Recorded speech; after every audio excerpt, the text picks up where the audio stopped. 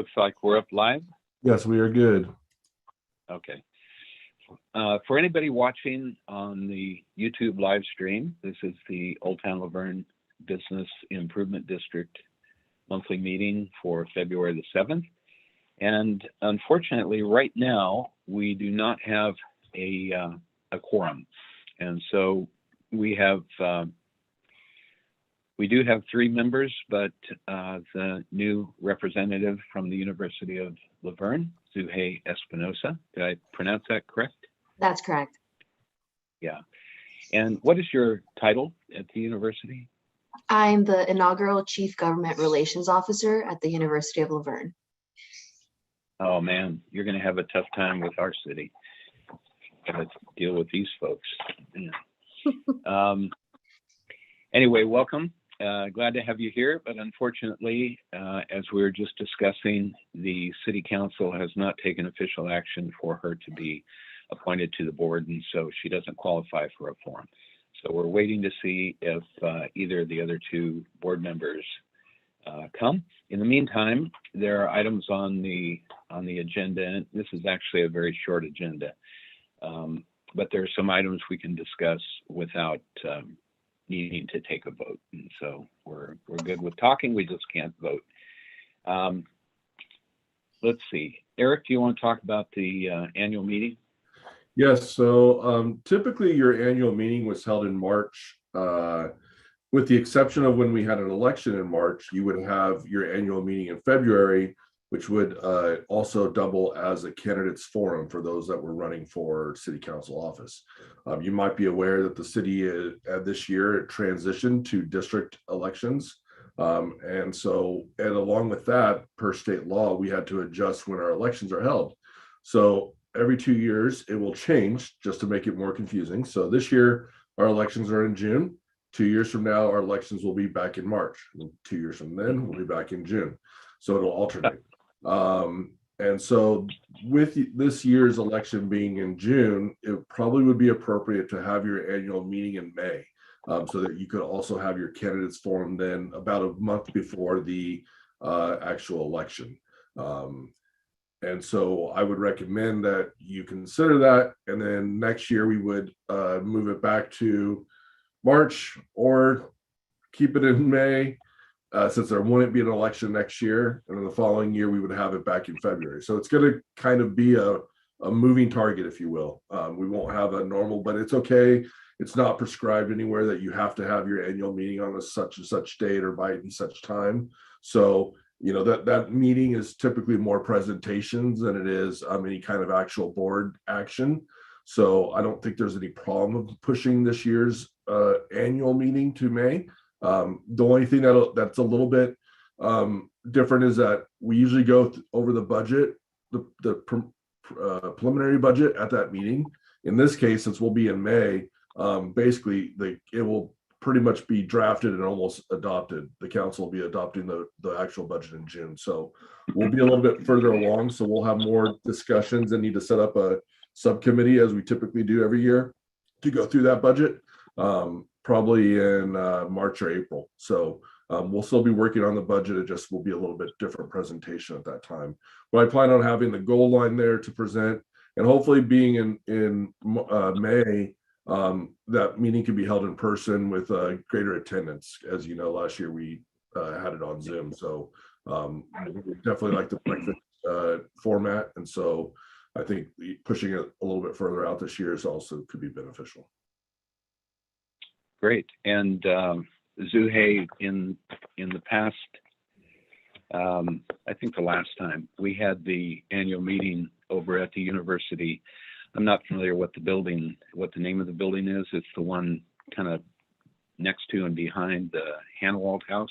Mm-hmm. There's a nice meeting room over there. And I think University Catering or dining services provided the breakfast, right, Eric? Yes, we coordinated that. Natalie did. She's watching right now. Yeah. But yeah, Natalie in our office worked with the university to make sure we got that, and the board paid for that breakfast. Yeah. Great. So yeah, we're not always asking for free stuff. We do pay for something. So with moving it to May, we've got a little more time to plan this. We don't need to take a decision today. So next meeting, we can lock in the date and then find out, make sure the space is available. Okay. And Eric, just for anybody who might be listening in, could you explain with the new council districts how that works and which district will include Old Town Laverne? Okay, so there is a map on our city's webpage that will show the district lines. Old Town will actually, I believe, fall into 2 different districts. So it just depends on where you're talking about in Old Town. And one of those districts is up for re-election or up for office or election at this coming June. I don't remember the numbers. I think they're 1, 3, and 5 that are up, but it's basically the 2 districts that encompass most of North Laverne, and then one of the districts in South Laverne. And so Mayor Hepburn's seat will be up, as well as Councilmember Carter and Councilmember Davis. Those are the 3 that are up for re-election if they choose to submit back to be re-elected. We will also have a rotating mayor position, so there won't be an elected mayor in Laverne. There will be an appointed mayor. Every annually, the council will appoint the mayor to represent the city for the year. So it's a little bit different than the way it's been done, but not always. We haven't always had the elected mayor position in our city. So it's been that way for 30, 40 years, but not since the beginning of time. So it is the change. Years. Yeah. So it'll be different for most of the Laverne residents for sure. And so we encourage you to, understand what district you live in so you can understand when you would be voting in who your representative is. Right. And when you say Old Town is split, do you mean is the business district split? Let me pull it up real fast. I can't picture it on the top of my head of where that line is. Obviously, this is all new to us as well. And so I'm trying to pull it up and it seems slow.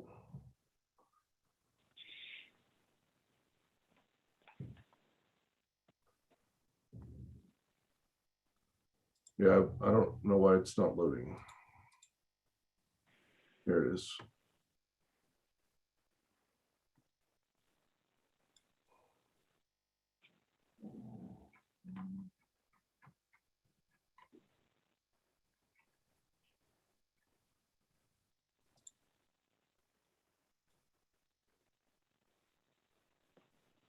Okay, so the dividing line between districts 1 and 5. So district 1 is up for re-election, which is basically the area south of Foothill between Wheeler and D Street, and then north of 3rd Street. So 3rd Street is the dividing factor. So actually most of Old Town is in District 5, especially, well, no, third's going to go right down the middle of downtown. So it's from E to Wheeler. 3rd Street is the dividing line. So southern half, south of E will be in District 5, which is not up for election this time, but District 1 or north of 3rd. And then as you get to E Street, north of the railroad tracks is in District 1. So Old Town, the business district will be split, which is not a bad thing to have 2 council members representing the district. I really wouldn't expect there to be big differences in council support and response for Old Town in a small, tight-knit community like Laverne. I think everybody has an interest in the entire community, even though they're going to be elected by districts. But that's good. Thank you, Eric. Yes. If there are no other comments on potential annual meeting in May, we can do a quick update on Wine Walk. As most of you may know, a few years ago, the members of the Old Town District formed an independent nonprofit association, and it's called the Old Town Laverne Business Association. And so the association is able to do a few things that the district can't. The district is for all practical purposes, it is a part of the city of Laverne. And as such, it is not allowed to get a license from ABC for something like a wine walk. So in the past, we've had to partner with, for many years, with the Chamber of Commerce to be the official sponsor of the wine walk, and then we could work around that. So a few years ago, as I mentioned, the association was formed, and we were able to apply and get the licenses for having a wine walk and a beer walk. And it also makes it a little easier for us to deal with the finances that we earn from those events and do projects that we choose to do separate from the projects that go through the city. So the association, and one other advantage I'll say real quick is the association is not a public entity, and it doesn't have the same public meeting Brown Act requirements, and so we're a lot more nimble and flexible. We met week before last, and our inaugural meeting, as was mentioned before, I think the last 2 years we had to cancel the wine walk and beer walk because of COVID, and so we're looking to get back going. Signs are looking good. There will obviously be some restrictions or additional guidelines that we have to follow. I'm expecting, with regard to spacing and who knows what. There's still a few things up for discussion as we get closer.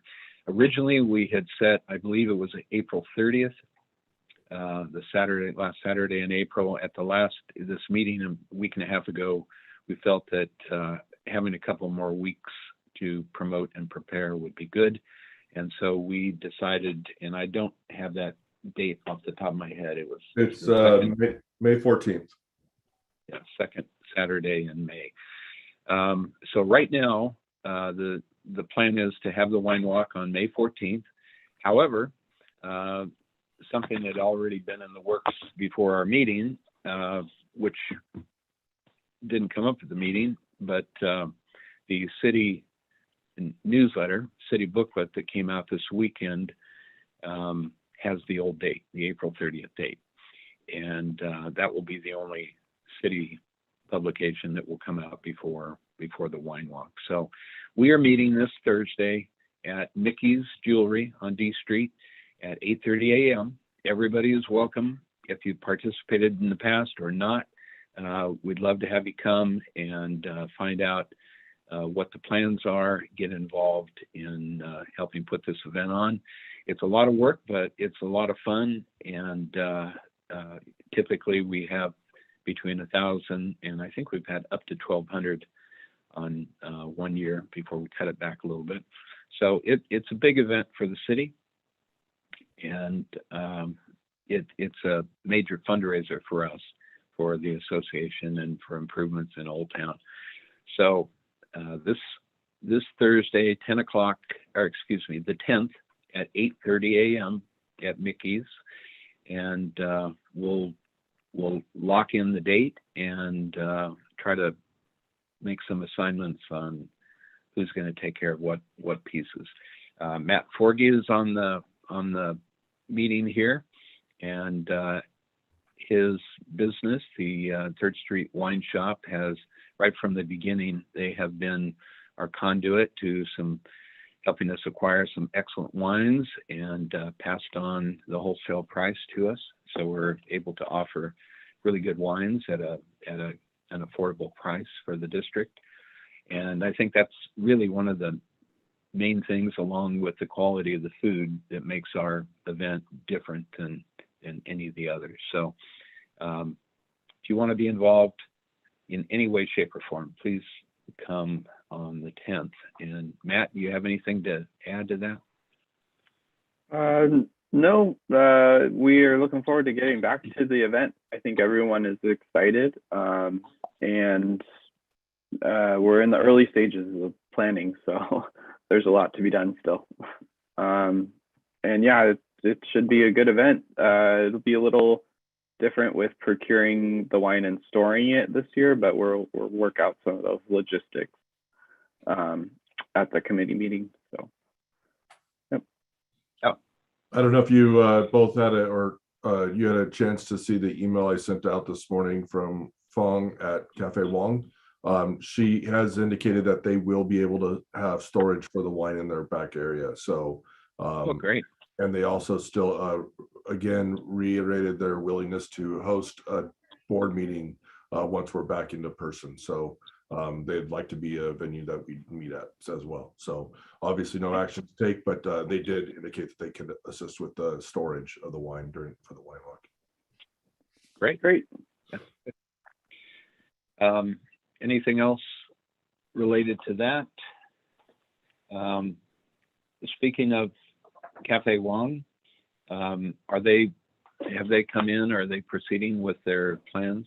Yeah, they're working with our planner who's assisting them. There's some paperwork that has to get filed, plans drawn up. So there's still a little work that has to be done before they could start building that out. So we are working with them on that. Good. Eric, anything else to share? Yeah, just as you might recall, I mentioned briefly that the city has received the American Recovery Plan Act monies, ARPA monies from the federal government for response to COVID.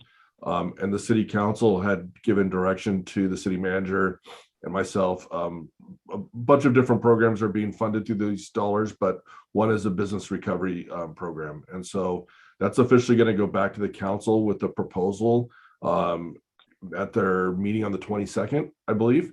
And it's expected that the city will be giving out $10,000 grants to qualifying businesses to pay back costs related to COVID.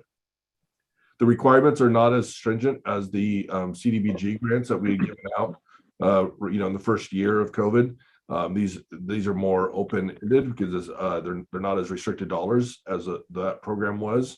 And so it's expected the city council will be funding $1 million towards this program, which would be up to 100 grants of up to $10,000 to businesses. So nothing formal yet. So once the council reviews it, if they approve it on the 22nd, we're partnering with the Chamber of Commerce and the university's SBDC, Small Business Development Center, to administer the program. And so they've put a proposal together, and that's part of the packet that's going to council tonight, where part of the dollars will pay for that administration to the university as well as the chamber to do the work because we just don't have the staff power to do so. But yeah, we expect up to 100 grants to be given through this program. So want to share that with you and make sure you share that information with your other business owners in town so they're aware. I know Leah at the chamber has been doing a lot of work of trying to get interest in it, but officially it's not approved yet, but later this month it should be.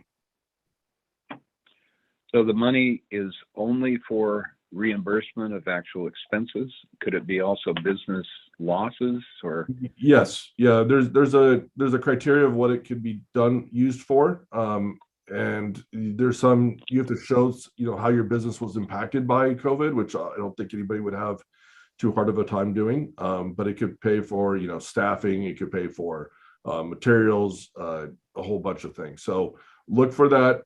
It's not out yet. The qualifications and all the details will be part of that agenda packet on the 22nd in draft form, because the council they can decide to change something, but the draft that we've put together will be put out the week before. So so next week, really, probably a week from this coming Wednesday is what I expect it to be on the website, so you could review it before the council meeting. Very good. That's good news. Zuhei, is there anything from the university that you'd like to share? Yes. So just a quick update. So currently the university continues to work and learn from home remotely, and that is in place until February 11th, when the president, along with the cabinet and board of trustees, will determine based on county mandates, whether or not we will adopt a different iteration of what we're currently doing, or if we will continue to work remotely. Residence halls are open, along with dining halls remain open, major facilities such as the library as needed as well. Masks of higher grade are also required, and the university is providing employees, students, faculty, and anybody who's on our campus those masks as needed as well. So those are yes. Do you expect that next week you'll be back in session? I don't anticipate that. I can't, obviously that's really not up to me, but based on what we're seeing, based on the Omicron, I mean, although the COVID infectious rates, what they were in the beginning, I don't believe that they're still at a place where LA County will feel comfortable to remove the existing requirements of working remotely. Okay. Great. Well, not great, but thanks for the information. The big impact for businesses when university comes back in session, especially if it gets back close to full, is our age-old problem of parking in Old Town, and I'm sure you'll hear plenty about that as we go forward. And we'll just have to, judge things as they go, and we're talking about making some changes to how parking is permitted for businesses and such.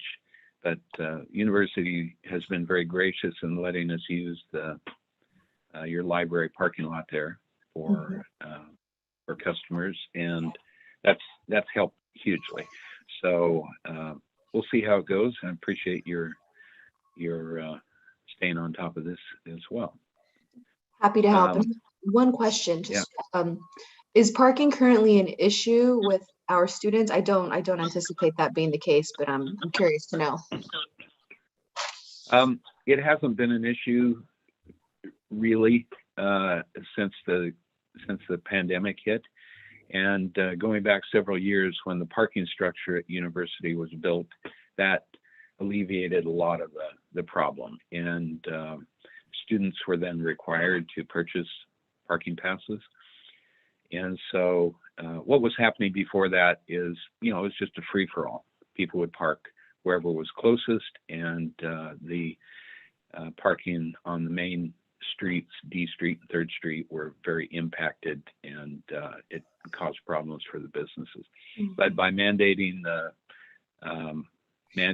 permits, it helped get people out of the neighborhoods, and in Old Town they parked in university spaces.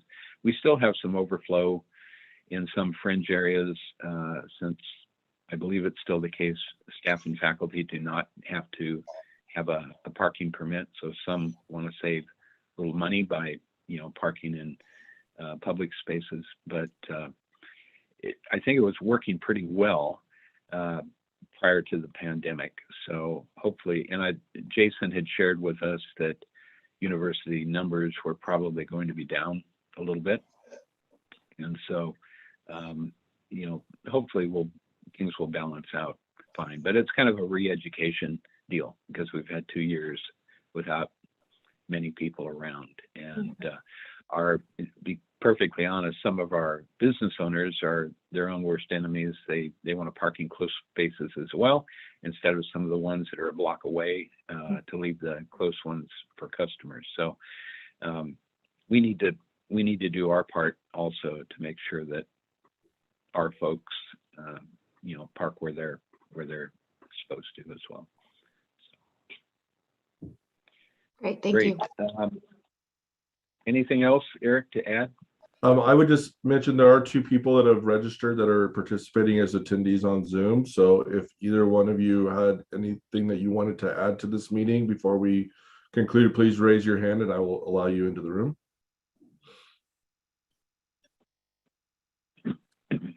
No hands raised at this time. Well, this is kind of a record-setting meeting here. Get out almost at 9 o'clock. All right, well, we will adjourn. Actually, we never convened officially, so we will close the meeting. And once again, Wine Walk meeting this Thursday at 8:30 a.m. And Zuhei, if you can attend, that would be wonderful. Introduce you to everybody. Yeah. Okay. Thank you, Eric. Thank you. Bye, everybody. All right. Thanks.